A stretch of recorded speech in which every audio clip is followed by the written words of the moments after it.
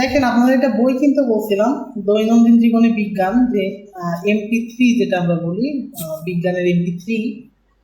তো আমরা মোটামুটি এখান থেকে পড়বো। আমাদের আজকে পড়বো আমরা পদার্থ রিলেটেড যা কিছু আছে, এটা আমরা আজকে এই টপিকসে শেষ করব। ক্লাসটা খুবই গুরুত্বপূর্ণ, সবাই মনোযোগ সহকারে দেখবেন। আর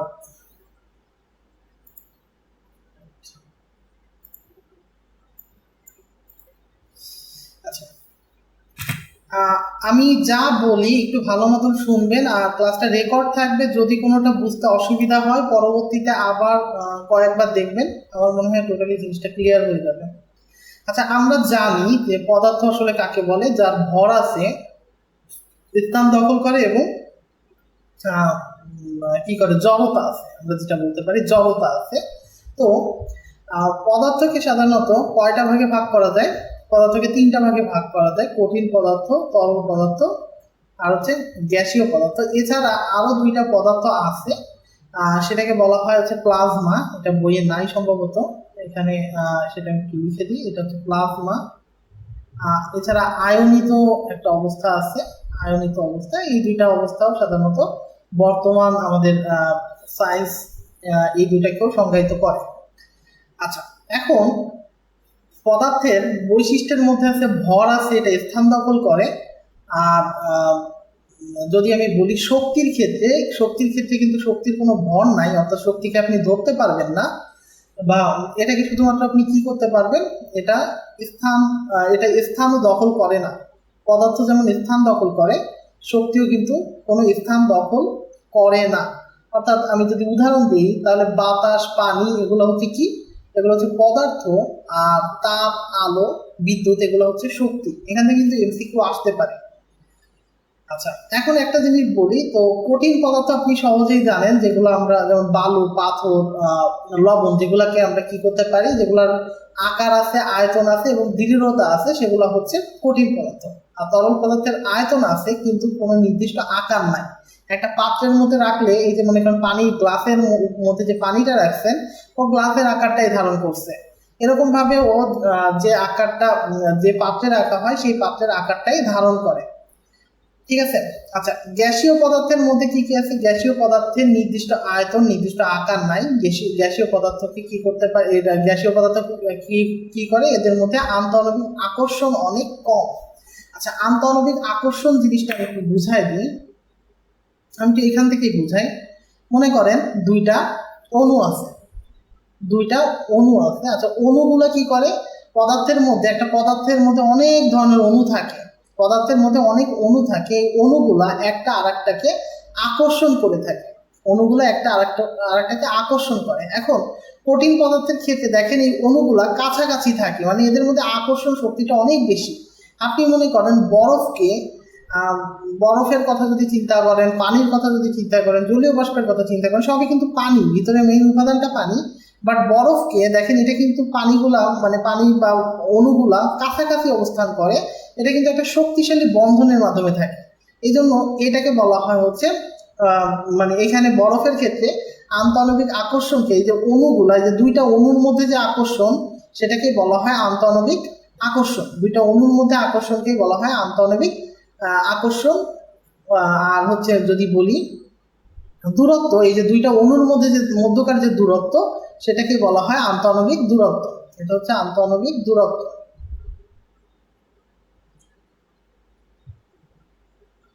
আচ্ছা, তাহলে আন্তঃআণবিক দূরত্ব আর আন্তঃআণবিক আকর্ষণ দুইটা জিনিস আমরা বুঝতে পারছি। এখন তাহলে একটু কেউ বলতে পারবেন যে বরফের মধ্যে আন্তঃআণবিক আকর্ষণটা বেশি নাকি পানির মধ্যে আন্তঃআণবিক আকর্ষণটা বেশি?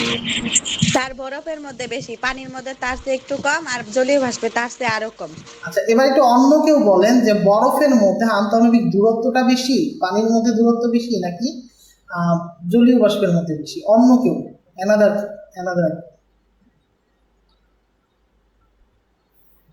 আর কেউ পারবেন না?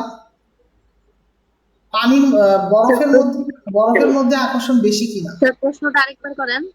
আমি বলতেছি, উনি বলতে যে, আমি তো বললাম যে আন্তঃআণবিক আকর্ষণ কার বেশি, তা বলতেছে বরফে বেশি, তারপরে পানি, আর হচ্ছে তারপর জলীয় বাষ্প। আমি যদি বলি আন্তঃআণবিক দূরত্ব, কার বেশি আর কার কম? স্যার জলীয় বাষ্পের বেশি আর তরবেগ দূরত্ব, ভেরি গুড। তার তারপরে মানে, পানি হবে, তারপরে বরফ হবে। এই জিনিসগুলো হয়তো আগেও আপনাদের জানা আছে অথবা কনসেপ্টটা ক্লিয়ার হয়েছে। তো এখানে আমি একটা, এসব এখন একটা জিনিস একটু খেয়াল করেন, মনে করেন আম, একটা বরফকে যখন আমরা বরফ বলি তখন তার তাপমাত্রা থাকে 0 ডিগ্রি সেলসিয়াস তাপমাত্রা, অর্থাৎ পানির সর্বনিম্ন তাপমাত্রা হচ্ছে 0 ডিগ্রি সেলসিয়াস তাপমাত্রা, আর সর্বোচ্চ তাপমাত্রা হচ্ছে 100 ডিগ্রি সেলসিয়াস তাপমাত্রা। এজন্য 0 ডিগ্রি সেলসিয়াস তাপমাত্রায় সাধারণত আমরা বরফ পাই। এটাকে বলি আমরা হিমাঙ্ক, বা বা আমরা যেটাকে বলি নিম্ন স্থিরাঙ্ক, যেভাবে বলেন না কেন। আর উচ্চ যে আমাদের স্ফুটনাঙ্ক, স্ফুটনাঙ্ক সাধারণত 100 ডিগ্রি সেলসিয়াস তাপমাত্রা, অর্থাৎ 100 ডিগ্রি সেলসিয়াস তাপমাত্রায় পানিটা সাধারণত বাষ্পে পরিণত হয়, পানি ফুটতে শুরু করে। এটা হচ্ছে 100 ডিগ্রি সেলসিয়াস তাপমাত্রায় পানি ফুটতে শুরু করে। আর 0 ডিগ্রি সেলসিয়াস তাপমাত্রায় বরফ গলতে শুরু করে, এই জিনিসটা মনে রাখবেন। এখন এখানে সাধারণত তেমন কিছু নাই। আমরা যদি স্ফুটনাঙ্কের কথা বলি তাহলে স্বাভাবিক বায়ুমণ্ডলীয় চাপ হচ্ছে 1 অ্যাটমসফিয়ার, এটা মনে রাখবেন, এটিএম। ঠিক আছে, 1 অ্যাটমসফিয়ার। তো 1 অ্যাটমসফিয়ার স্বাভাবিক বায়ুমণ্ডলীয় চাপ 1 অ্যাটমসফিয়ার, এবং এখানে স্ফুটনাঙ্ক হচ্ছে 100 ডিগ্রি সেলসিয়াস। আর গলনাঙ্কের ক্ষেত্রে যদি আমরা বলি সেটা হচ্ছে 0 ডিগ্রি সেলসিয়াস তাপমাত্রা, এটা হচ্ছে 0 ডিগ্রি সেলসিয়াস। আচ্ছা, এছাড়াও ঊর্ধ্বপাতনের কিছু বিষয় আছে। ঊর্ধ্বপাতনটা হচ্ছে, আমরা জানি বরফকে তাপ দিলে সেটা পানি হয়, আর পানিকে তাপ দিলে সেটা বাষ্প হয়। কিন্তু কিছু কিছু ক্ষেত্রে কঠিন পদার্থ, অর্থাৎ কঠিন পদার্থকে তাপ দিলে যে তরল হয়, আর তরলকে তাপ দিলে কি হয়, বাষ্প হয়, এরকমই তো হয়। কিন্তু কিছু কিছু ক্ষেত্রে আহ, কঠিন পদার্থকে যদি আমি তাপ দেই, কঠিন পদার্থকে যদি আমি তাপ দেই সেটা কিসে পরিণত হয়?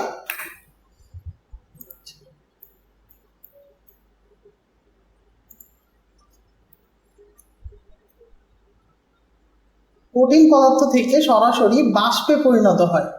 কিছু কিছু ক্ষেত্রে কঠিন পদার্থটা সরাসরি বাষ্পে পরিণত হয়, এটাকে আমরা বলি ঊর্ধ্বপাতন।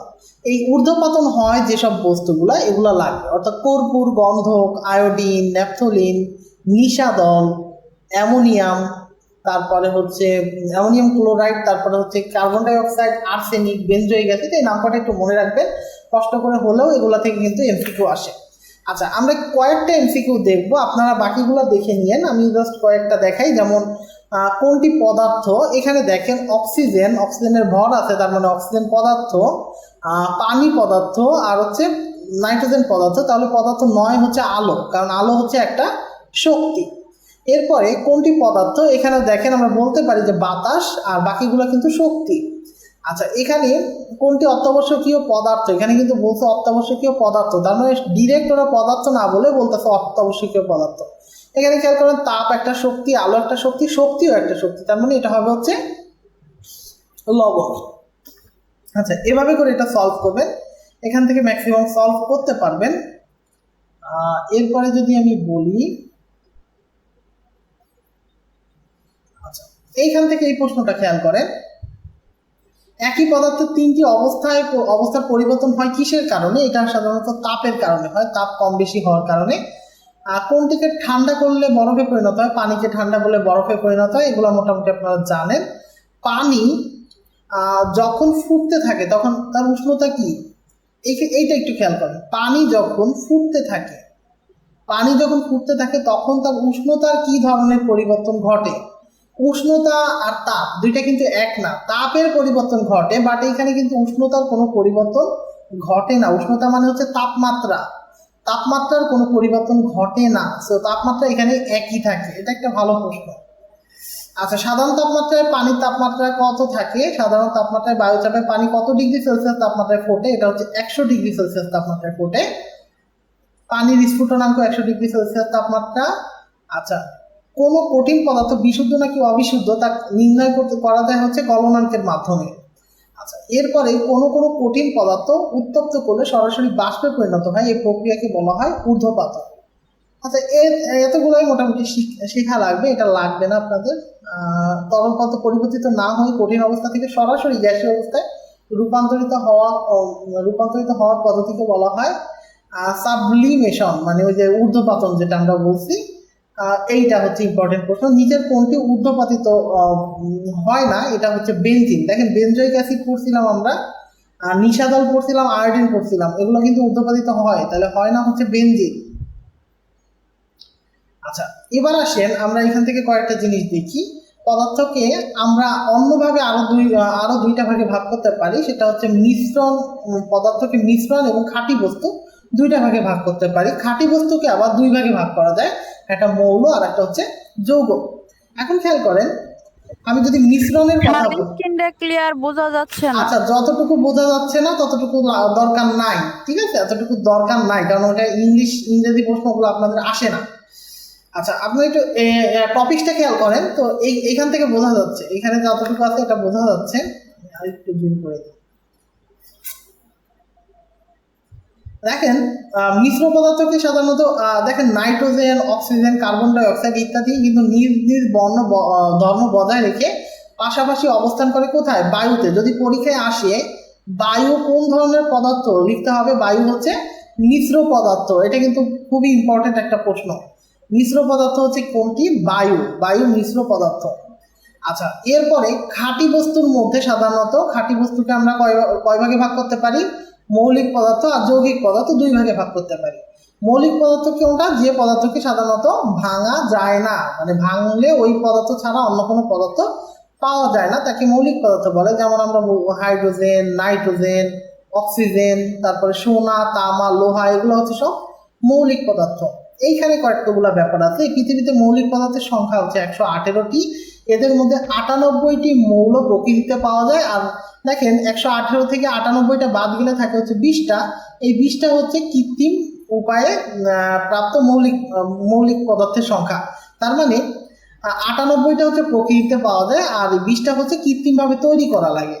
আর যৌগিক পদার্থ হচ্ছে কোনগুলো? যেগুলো এই যে মৌলিক পদার্থগুলো দিয়ে তৈরি হয় সেগুলো হচ্ছে যৌগিক পদার্থ। এখানে খেয়াল করেন হাইড্রোজেন, অক্সিজেন, এগুলো কিন্তু সব মৌলিক পদার্থ। বাট এই দুইটা মৌলিক পদার্থ যদি একসাথে যুক্ত হয় তখনই আমি কি পাই? পানি পাই। অর্থাৎ পানি একটা যৌগিক পদার্থ। পানিকে হাইড্রোজেন এবং অক্সিজেন এই দুইটা দিয়েই সাধারণত পানিটা তৈরি হয়, এটা একটা যৌগিক পদার্থ।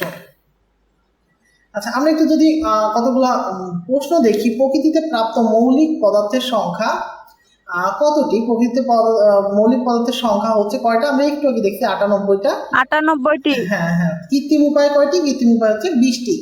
আচ্ছা, কোনটি মৌলিক পদার্থ? একটু খেয়াল করেন, চিনি। চিনির মধ্যে অনেক কিছু থাকে, তার মানে এটা একটা যৌগিক পদার্থ। মানে চিনি হচ্ছে হাইড্রোজেন, কার্বন এগুলো দিয়ে গঠিত, হাইড্রোকার্বন দিয়ে গঠিত। তার মানে এটা অনেকগুলা মানে অনেক কিছু থাকে এর মধ্যে। লবণ হচ্ছে সোডিয়াম এবং ক্লোরিন, এই দুইটা দিয়ে তৈরি হচ্ছে, তার মানে লবণও কিন্তু মৌলিক পদার্থ না। পানি কি কি দিয়ে তৈরি? পানি হচ্ছে H2O, হাইড্রোজেন এবং অক্সিজেন দিয়ে তৈরি। বাট নিয়ন কিন্তু একটা কি পদার্থ? মৌলিক পদার্থ। নিয়ন একটা মৌলিক পদার্থ, এটা মনে রাখতে হবে। আচ্ছা, কোনটি মৌলিক পদার্থ? এইখানে কিন্তু কনফিউজড হয়ে যাবেন আপনারা। দেখেন ব্রোঞ্জ, ইস্পাত, পানি। ব্রোঞ্জ আর ইস্পাত এই দুইটা কিন্তু মৌলিক পদার্থ না, এটা দুইটার মধ্যে অন্যান্য পদার্থ যুক্ত করা থাকে। বাট লোহা, এফি, লোহার হচ্ছে এফি, এটা হচ্ছে একটা সিঙ্গেল মৌলিক পদার্থ, ঠিক আছে। এবং লোহা হচ্ছে মৌলিক পদার্থ। আচ্ছা, এরপরে কোনটি মৌলিক পদার্থ নয়? এখানে দেখেন আমরা একটু আগে দেখছি ইস্পাত, ব্রোঞ্জ এগুলো কিন্তু মৌলিক পদার্থ না। তার মানে ইস্পাত, ব্রোঞ্জ এগুলো মৌলিক পদার্থ হবে না। সোনা, সোনা কিন্তু মৌলিক পদার্থ, এটাকে হচ্ছে AU দিয়ে লেখা হয়। তামা, রূপা, রূপা হচ্ছে সিলভার, না, সিলভার হচ্ছে AG দিয়ে লেখা হয়। তামা হচ্ছে কপার আর রূপা হচ্ছে সিলভার। হ্যাঁ, তামা হচ্ছে কপার, এটা দিয়ে লেখা হয়। তার মানে এগুলো কিন্তু সব মৌলিক পদার্থ, ইস্পাত মৌলিক পদার্থ না। এরপরে দেখেন নিচের কোনটি যৌগিক পদার্থ? এটা একটু দেখেন, নিজেরাই বলতে পারবেন। সোনা হচ্ছে মৌলিক পদার্থ, অক্সিজেন মৌলিক পদার্থ। এইটা খেয়াল করেন, বালু এবং চিনির মিশ্রণ। অনেকে কিন্তু ভুল করে এটা দিবে, কিন্তু এটা হবে না কেন? কারণ এইটা কিন্তু মিশ্র পদার্থ, তাই না? এটা হচ্ছে মিশ্র পদার্থ। তাহলে যৌগিক পদার্থ হবে পানি, কারণ এটা দুইটা মৌলিক পদার্থ দিয়ে গঠিত, ঠিক আছে। এরপরে খেয়াল করেন পানি, পানি এ দুটি সংমিশ্রণে তৈরি। এটা আমি অনেকবারই বললাম, হাইড্রোজেন এবং অক্সিজেন এই দুইটা সংস্পর্শে তৈরি, সমন্বয়ে তৈরি। এরপরে পানিতে, এটা একটু খেয়াল করেন, পানিতে হাইড্রোজেন এবং অক্সিজেনের অনুপাত কত, অক্সিজেন এবং হাইড্রোজেনের, তাহলে H2O, এখানে হাইড্রোজেন দুইটা আর অক্সিজেন হচ্ছে একটা, 2:1। বাট এখানে বলছে অক্সিজেন এবং হাইড্রোজেনের অনুপাত, তার মানে উল্টে যাবে, অক্সিজেনেরটা যদি 1 হয় আর হাইড্রোজেনের হচ্ছে 2, তাহলে হবে হচ্ছে 1:2। দেখছেন, উল্টে গেছে। এরপরে বায়ু মিশ্র পদার্থ, মিশ্র পদার্থ, এটা কিন্তু পরীক্ষায় দেখছেন অনেক আসছে, এই প্রশ্নগুলো কিন্তু সাধারণত পরীক্ষায় আসে। আচ্ছা আচ্ছা, এইখানে এটা একটু বোঝা যাচ্ছে না, আমি একটু বুঝাই দিই। ভৌত আর রাসায়নিক পরিবর্তন,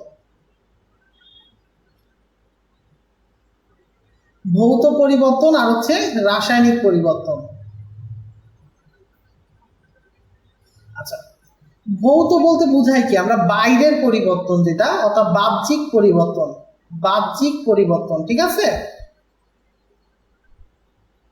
আর রাসায়নিক পরিবর্তন হচ্ছে কি, ভৌত পরিবর্তনটাকে একটু বুঝাই দিই। যেমন মনে করেন আপনার বরফ থেকে পানি হচ্ছে, বাট এটার মূল গঠন কি ছিল, H2O ছিল, তাই না? দুইটাই কিন্তু আমি H2O-ই লিখবো, তার মানে এটা হাইড্রোজেন অক্সিজেন দিয়েই গঠিত। বাট বরফ থেকে কিন্তু পানি হচ্ছে, এটা কিন্তু বাইরের একটা পরিবর্তন হচ্ছে। এই যে পরিবর্তনটা হচ্ছে, এই জন্য এটাকে বলা হয় ভৌত পরিবর্তন। বরফ থেকে পানি যদি বলে এটা কোন ধরনের পরিবর্তন, এটা ভৌত পরিবর্তন। বাট আমি যদি বলি হাইড্রোজেন আর অক্সিজেন মিলে কি তৈরি হয়, এটা মিলে কিন্তু পানি তৈরি হয়। তাহলে পানি যে তৈরি হচ্ছে হাইড্রোজেন আর অক্সিজেন নিয়ে তৈরি হচ্ছে, এইটা কিন্তু রাসায়নিক পরিবর্তন। কারণ এখানে কি, পানিটা তৈরি হচ্ছে দুইটা আলাদা আলাদা মৌল দিয়ে, যাদের ধর্ম কিন্তু আলাদা ছিল, এবং এখান থেকে কি তৈরি হয়েছে, পানি তৈরি হয়েছে। তার মানে এটা হচ্ছে রাসায়নিক পরিবর্তন। আচ্ছা, কেউ কি বলতে পারবেন যে মোম, যদি আমরা মোমকে ধরাই তাহলে কি কি পরিবর্তন হয়?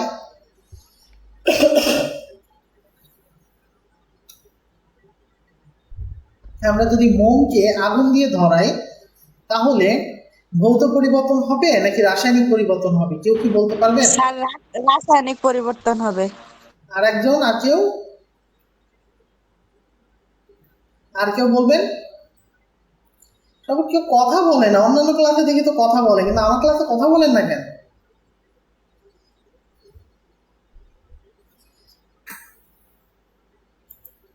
সবাই কি চলে গেল না, আছে তো?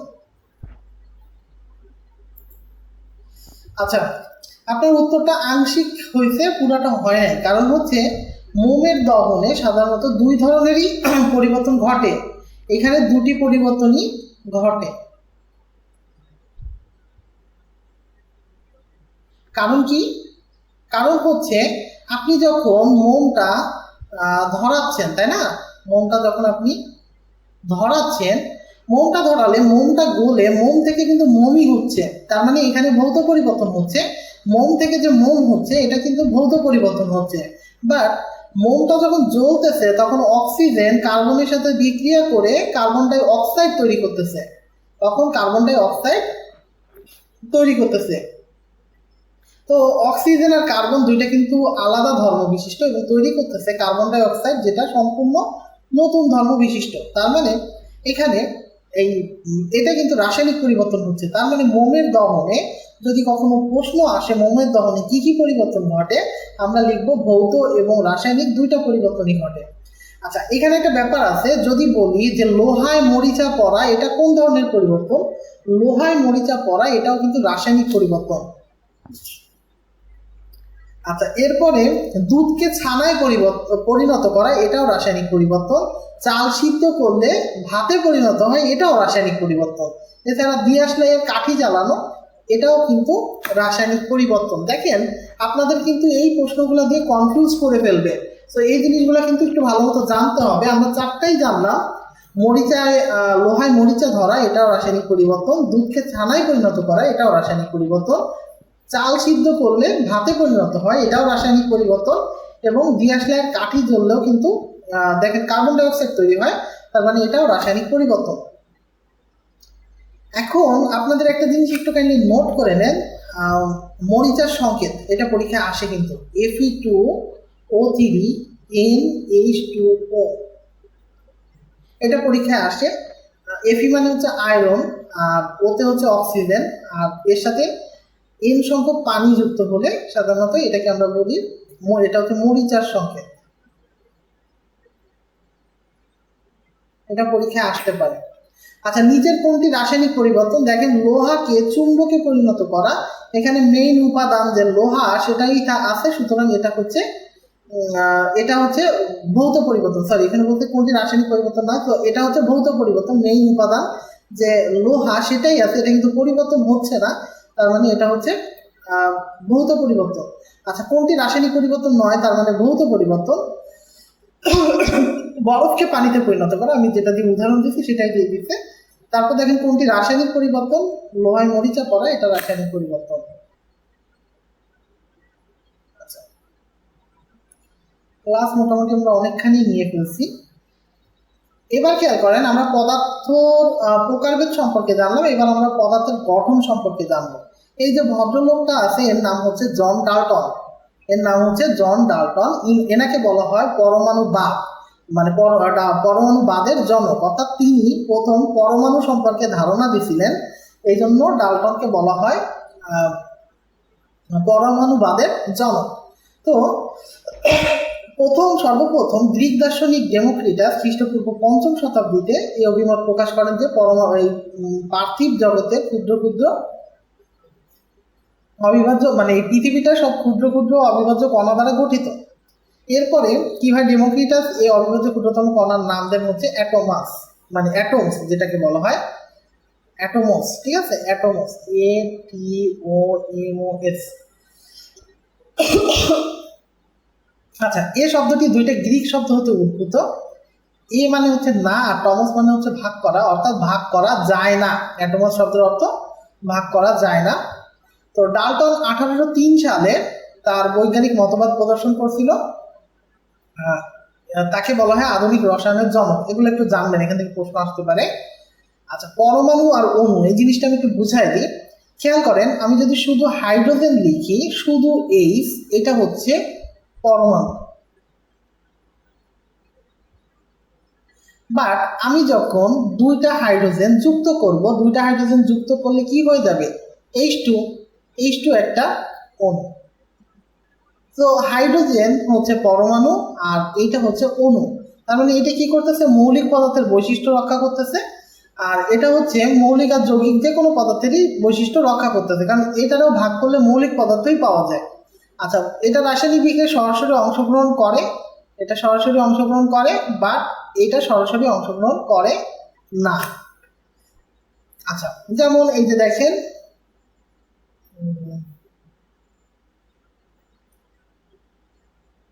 আচ্ছা এই যে উদাহরণ দিলাম সেটাই।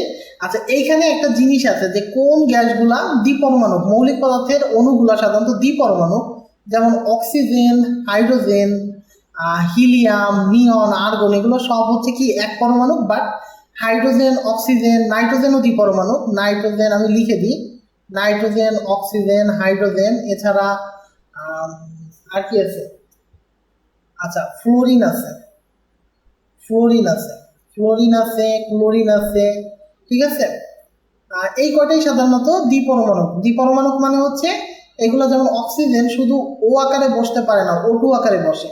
হাইড্রোজেন H আকারে বসতে পারে না, H2 আকারে বসে, এই জন্য এটাকে বলা হয় দ্বিপরমাণু। বাট আমাদের যে নিষ্ক্রিয় গ্যাসগুলো আছে, নিষ্ক্রিয় গ্যাসগুলোর নাম, এগুলো আমরা আস্তে আস্তে শিখবো। নিষ্ক্রিয় গ্যাসগুলো একটু পাশে লিখে নেন: helium, neon, argon, krypton, xenon, আর হচ্ছে রেডন, এগুলোকে বলা হয় নিষ্ক্রিয় গ্যাস।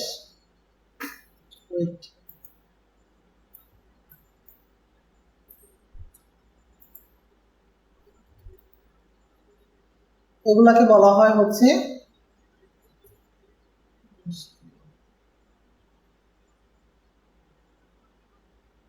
নিষ্ক্রিয় গ্যাস বা নিষ্ক্রিয় পরমাণু, যেভাবে যা বলুন না কেন। আচ্ছা, এটা মোটামুটি আমরা জানলাম। এছাড়া পারমাণবিক ভর, প্রত্যেকটা যে কোনো পরমাণুর ভর সাধারণত যে কোনো পরমাণুর ভর একটা হাইড্রোজেন পরমাণুর ভর সাধারণত 1.67 ইন্টু 10⁻²৪, মানে যে কোনো পরমাণু না, সাধারণত হাইড্রোজেন পরমাণুর ভর হচ্ছে এইটা। আর ইউরেনিয়ামের ভর হচ্ছে 3 এগুলো আপনাদের লাগবে না, এগুলো সাধারণত বিএসসি যারা তারা একটু এগুলো দেখে নিয়ে, বাট ডিপ্লোমা যারা তাদের এগুলো তেমন আসে না।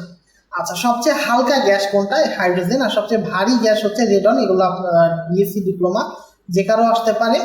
আচ্ছা, এরপরে পারমাণবিক ভর ভর ধারণার প্রবর্তন করেন ডাল্টন 1803 সালে।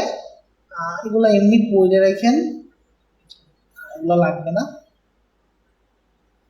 আচ্ছা, যারা বিএসসির জন্য প্রিপারেশন নিতেছেন, আইসোটোপ, আই থিঙ্ক এগুলো আপনাদের পড়া আছে। আইসোবার,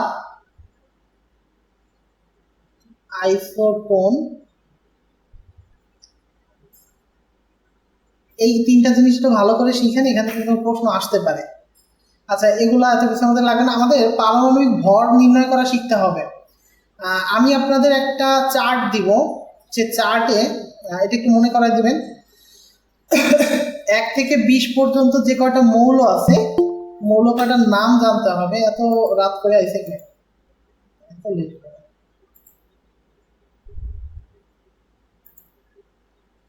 একটু সবাই টাইম নিয়ে আসার চেষ্টা করবেন। আচ্ছা, আমি একটা চার্ট দিব, সেখানে 1 থেকে 20 পর্যন্ত মৌলের যে নাম কটা, মানে তোতা পাখির মতো মুখস্থ করে ফেলতে হবে। যে 1 নম্বরে হাইড্রোজেন, 2 নম্বরে হিলিয়াম, 3 নম্বরে হচ্ছে লিথিয়াম, 4 নম্বরে বেরিলিয়াম। ঠিক আছে, এগুলার প্রতীক, হাইড্রোজেনকে যে এইচ দিয়ে প্রকাশ করা হয়, হিলিয়ামকে যে এইচ ই দিয়ে প্রকাশ করা হয়, লিথিয়ামকে যে এলআই দিয়ে প্রকাশ করা হয়, এই জিনিসগুলো একটু শিখতে হবে। আচ্ছা, ওই চার্টটা একটু করবেন। আচ্ছা, আমি দেখি এখনই যে পাইছি না এখানে।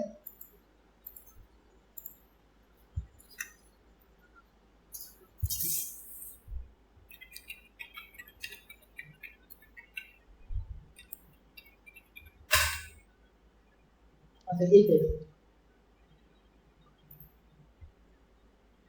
আচ্ছা, অনেক সুন্দর করে দেওয়া আছে, আমি এটাকে কি করে দিব।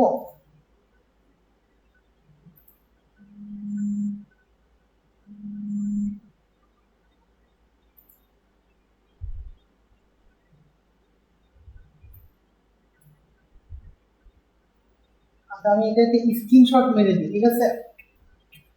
একটু খেয়াল করেন, এই যে হাইড্রোজেন, 1 নম্বরে দেখেন হাইড্রোজেন, 2 নম্বরে দেখেন হিলিয়াম, 3 নম্বরে দেখেন লিথিয়াম, 4 নম্বরে দেখেন বেরিলিয়াম, 5 নম্বরে দেখেন বোরন, 6 নম্বরে কার্বন, 7 নম্বরে নাইট্রোজেন। এই ধাপটা আমি বলছি 20 পর্যন্ত, এই 20 পর্যন্ত মুখস্থ করে ফেলতে হবে, কোনো কথা নাই, 20 পর্যন্ত ডাইরেক্ট মুখস্থ করে ফেলতে হবে। আমি একটু কপি করে দেওয়া যায় কিনা দেখি।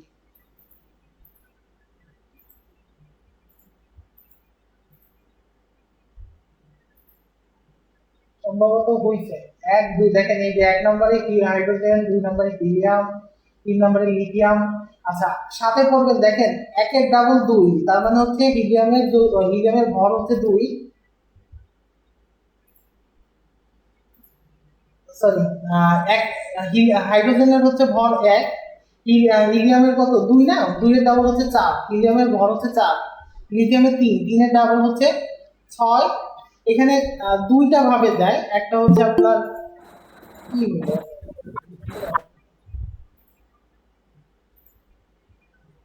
আচ্ছা এখানে দুইটা ভাবে হয়, আমি একটু বলে দিই। ফার্স্টে হাইড্রোজেনটা আলাদা, হাইড্রোজেনটা 1 হয়, হাইড্রোজেন বাদে আর কোনোটা এরকম নাই। ম্যাক্সিমাম পাবেন, মানে যে সংখ্যাটা, এটা 2 ডাবল, অর্থাৎ ওই সংখ্যা হচ্ছে বা ওই মৌলের হচ্ছে যে ভর, ওই ভরের ডাবল হবে, অথবা ডাবলের সাথে 1 যোগ হবে। মানে যদি কোনো মৌলের পারমাণবিক সংখ্যা হয় যদি 2, তাহলে তার ভর হবে হচ্ছে 4। আর কিছু কিছু ক্ষেত্রে যেমন 3 বা 4 হলে 3 এর ডাবল হতে 6 হয়, এখানে 7 হতে পারে। এটা একটু জাস্ট মিলাই দিন, না পারলে এটার টপিক সামনে, সেটা আমরা বুঝাই দিব। বাট এই নাম কয়টা 1 থেকে 20 পর্যন্ত নাম কয়টা অন্তত মুখস্থ করে ফেলে। আচ্ছা, এই জিনিসটা আমরা তখন দেখবো, এটা যখন মুখস্থ হয়ে যাবে তারপরে আমরা দেখবো, না হলে এখন দেখলে আসলে এটা কিছু বুঝবেন না। আচ্ছা, আমরা যদি দেখি তারপরে একটু দেখাই দিই, যেমন আমরা যদি H2SO4 এটার ভর বের করা শিখি, তাহলে হাইড্রোজেনের ভর হচ্ছে 1, তাহলে 1-এর সাথে 2 গুণ করতে হবে, যোগ দিব সালফারের ভর কত, সালফারের ভর হচ্ছে 32, আর অক্সিজেনের ভর হচ্ছে 16, 16 গুণ 4 দিব, 16 গুণ 4 দিব, এভাবে করে এটার মোট যোগফল বার করলে এটা হবে 98, এভাবে করে বার করতে হবে। অক্সিজেনের যেমন 16 গুণ 2 দিলে হচ্ছে 32 হবে, এভাবে করে বের করতে হবে। আচ্ছা, অ্যাভোগাড্রোর সূত্রটা একটু মনে রাখতে হবে। কোন মৌলের এক মোলে সাধারণত যত সংখ্যক অণু বা পরমাণু থাকে তাকে অ্যাভোগাড্রোর সংখ্যা বলে। আচ্ছা, মোল মানে এই যে আমি বললাম না যে হাইড্রোজেনের ভর হচ্ছে 1, হাইড্রোজেনের ভর আমি 1 লিখলাম, বা যখন আমি লিখবো যে 1 গ্রাম, তখন সেটা হচ্ছে 1 মোল, তখন সেটাকে বলা হয় 1 মোল। আর এই 1 মোলের ভর হচ্ছে 1 মোলের যে সংখ্যা যতগুলো অণু থাকে সেটা হচ্ছে 6.02 10⁻23 অণু থাকে, এটা একটু মনে রাখবেন। আচ্ছা দেখেন, পরমাণুর নামকরণ করেন কে? নামকরণ করেন হচ্ছে গ্রিক দার্শনিক ডেমোক্রিটাস। এরপরে বস্তু এবং মৌলিক পদার্থের ক্ষুদ্রতম কণা বা রাসায়নিক প্রক্রিয়ায় অংশগ্রহণ করে তাকে বলা হয় হচ্ছে পরমাণু। এগুলো আমরা বুঝতে পারবো। দেখেন, বস্তুর ধর্ম ধারণ করে এরকম ক্ষুদ্রতম কণা কোনটা? তার মানে বস্তুর বলতে বোঝায় কোনো মৌলের, তার মানে এটা হচ্ছে পরমাণু। এরপরে 2 বা ততোধিক পরমাণু একত্রিত হয়ে কি তৈরি করে? অণু তৈরি করে। হাইড্রোজেন মৌলের অণুতে পরমাণুর সংখ্যা 2টা। আচ্ছা, কোন নিচের কোনটি অণু গঠন করে? এখানে খেয়াল করেন, নিয়ন আছে, আর্গন আছে, ফ্লোরিন আছে। এখানে অর্থাৎ নিয়ন আর আর্গন দুইটাই করে, বাট অণু গঠন করে না, সরি এই দুইটা করে না, কিন্তু ফ্লোরিন কিন্তু করে। কারণ আমরা একটু আগে দেখছি যে ফ্লোরিন হচ্ছে দ্বিপরমাণু, একটু আগে দেখছি যে ফ্লোরিন দ্বিপরমাণু। অক্সিজেন, ফ্লোরিন, ক্লোরিন এগুলা দ্বিপরমাণু। বলছিলাম যে এগুলা 2টা পরমাণু একসাথে থাকতে পারে, তার মানে এটা কিন্তু অণু গঠন করতে পারে, বাট এই দুইটা গঠন করতে পারে না। পারমাণবিক ভর বা ওজন ধরনের প্রবর্তন করেন জন ডাল্টন। সবচেয়ে হালকা মৌল হাইড্রোজেন, সবচেয়ে ভারী মৌল কোনটা হবে বলেন তো? রেডন। আচ্ছা, এগুলো একটু করতে হবে, মোটামুটি আমাদের বিষয়টা হয়ে গেছে। মৌলের প্রতীকগুলো আমি যেটা বললাম, এই প্রতীকগুলা কিন্তু ওই যে আপনাদের যে লিস্টটা দিয়ে দিচ্ছি 1 থেকে 20 পর্যন্ত, ওটা এমনি শিখবেন। এছাড়া এখান থেকে আমরা কিছু পড়তে পারি। দেখবেন, কোনো মৌলকে যখন আমরা শর্টে লিখি তখন সেটা প্রতীক হয়, বাট যখন কোনো যৌগকে আমরা লিখি, অর্থাৎ যৌগিক পদার্থকে লিখি, দেখেন এই যে দুইটা একসাথে, এটা কিন্তু অণু। অণুকে আমরা যখন প্রকাশ করি সংকেত দিয়ে প্রকাশ করি, আর যখন আমরা পরমাণুকে প্রকাশ করি তখন প্রতীক দিয়ে প্রকাশ করি। এগুলো সব হচ্ছে কি? সংকেত। এগুলো হচ্ছে অণু। দেখেন H2, N2, O2 এগুলো সব অণু, আর এগুলো কিন্তু সব পরমাণু। আচ্ছা, এগুলো একটু পড়তে হবে। হাইড্রোজেনকে H দিয়ে প্রকাশ করে, নাইট্রোজেনকে N দিয়ে প্রকাশ করে, অক্সিজেনকে O দিয়ে প্রকাশ করে। আচ্ছা বলেন তো, সোডিয়ামকে কি দিয়ে প্রকাশ করে? কেউ কি বলতে পারবেন? সোডিয়ামকে কি দিয়ে প্রকাশ করে? Na আচ্ছা, সোডিয়াম হচ্ছে Na দিয়ে প্রকাশ করে।